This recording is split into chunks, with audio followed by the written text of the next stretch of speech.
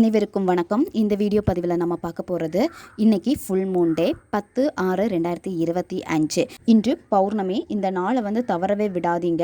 ஏழையே கூட கோடீஸ்வரனாக்கும், கோடீஸ்வர யோகம் கிடைக்கும். ஒரு எளிமையான பரிகார முறையை தான் இந்த வீடியோவில் நம்ம பார்க்க போகிறோம். பிரச்சனை இருக்குது, எனக்கு பணம் தேவை இருக்குது, அந்த தேவையை பூர்த்தி பண்ணணும், எனக்கு நிறைய பணம் வேணும், நான் நிறைய சம்பாதிக்கணும், என்னுடைய தொழிலில் நல்ல லாபம் கிடைக்கணும், என்னுடைய வியாபாரத்தில் எந்த முன்னேற்றமே இல்லாமல் இருக்குது, நானும் அதிகமாக சம்பாதிக்கணும், எனக்கு பணம் உடனே வேணும் இடத்துல இருக்கீங்க அப்படின்னா அந்த கஷ்டமான சிச்சுவேஷனில் கூட கண்டிப்பாக உங்களுக்கு பணம் ஏதாவது ஒரு வழியில் உங்களுக்கு கிடைக்கும். ஒரு பிரியாணி இலை தேவைப்படும்.